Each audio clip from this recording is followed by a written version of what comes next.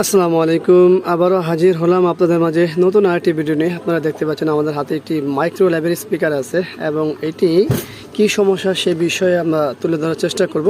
তো সর্বপ্রথম আমাদের এটি কত মডেল সেটা একটু দেখে নিই। এটির মডেলটা হচ্ছে M-300, আপনারা দেখতে পাচ্ছেন। তো এটার কি সমস্যা সেটা আমরা একটু দেখে নিই। আর তা দেখতে হলে কী করতে হবে, আমাদের পাওয়ার দিতে হবে। আর আশা করবো ভিডিও জুড়ে আপনারা সকলেই থাকবেন আমাদের সঙ্গে। তো চলুন এখানে পাওয়ার দিলাম, বিসমিল্লাহ। এখানে কি পাওয়ার আসে? না, পাওয়ার আসেনি। সুইচটি অন করা আছে, আমরা অফ করে অন করি। অন করলে একটা শব্দ হয়, ঘুট করে একটা শব্দ হয়, কিন্তু কোনো পাওয়ার লিড জ্বলে না। তো আমরা এটা বাজেও না, আর সেই কারণে তো এটা যেহেতু পাওয়ার নিয়ে আমরা খুলবো, তারপরে দেখবো। তো চলুন খুলি।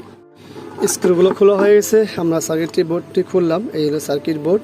আপনারা দেখতে পাচ্ছেন সার্কিট বোর্ডটি অনেকটা এফএনডির মতো করেছে, কারণ হচ্ছে এখানে পাওয়ার সেকশনটা একই সাথে করা হয়েছে। তো পাওয়ার সেকশন যেহেতু একসাথে করা হয়েছে, আমাদের আইসিগুলো কী অবস্থা সেটা একটু দেখে নিই। আইসিগুলো একেবারে ফ্রেশ আছে, আইসিতে কোনো সমস্যা নেই। আর হচ্ছে পাওয়ার সেকশনে কি আছে সেটা একটু দেখি। এখানে যে 4টা ডায়োড, একটা ক্যাপাসিটার, আমাদের এই যে মূল ফ্যাট, আর এই যে এখানে কটা ডায়োড ব্যবহার করা হয়েছে? 4টা ডায়োড ব্যবহার করা হয়েছে। তার অর্থ হচ্ছে ওই যে এফএনডিতে যেরকম পজিটিভ ভোল্টেজ থাকে, মাইনাস ভোল্টেজ থাকে, সেম এখানে তাই করা হয়েছে। এই দুইটা দিয়ে করা হয়েছে মাইনাস, আর ওই দুটা দিয়ে করা হয়েছে প্লাস। এই দুটো হলো প্লাস, এই দুটো হলো মাইনাস। তো আমরা যেহেতু এখানে পাওয়ার একটা শব্দ পাচ্ছিলাম,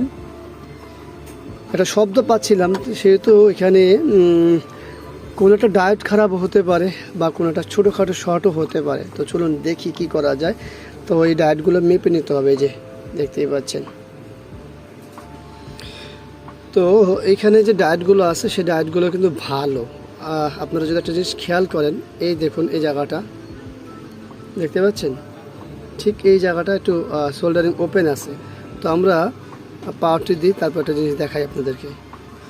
এই দেখুন এই জায়গাটায় যখনই আমি এই যে ধরেছি না, দেখবেন পাওয়ার চলে আসছে, দেখতে পাচ্ছেন। এই জায়গাটা মূলত হলো সোল্ডারিং করতে হবে। তো কাজ করার পূর্বে অবশ্যই আমাদের খেয়াল করতে হয় যে আসলে সমস্যা কী। তো এই জায়গা সোল্ডারিং করলে হয়ে যাবে।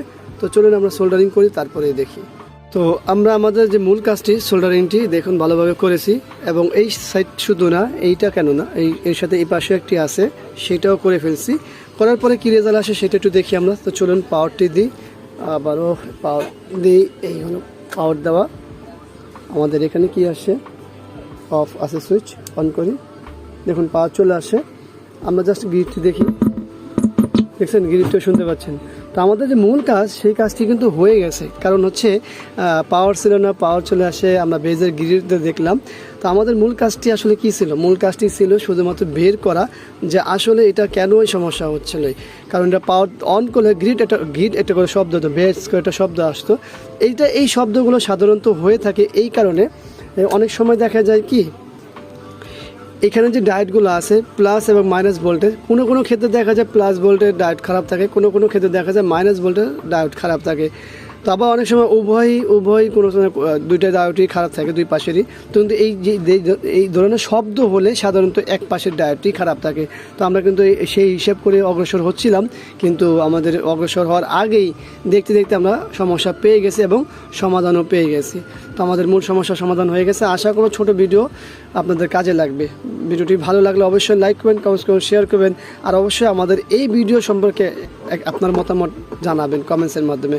আবারও দেখাবো অন্য কোনো বিষয় নিয়ে। আসলে এখানে বিদায়। আল্লাহ হাফিজ। আসসালামু আলাইকুম ওয়া রাহমাতুল্লাহি ওয়া বারাকাতুহু।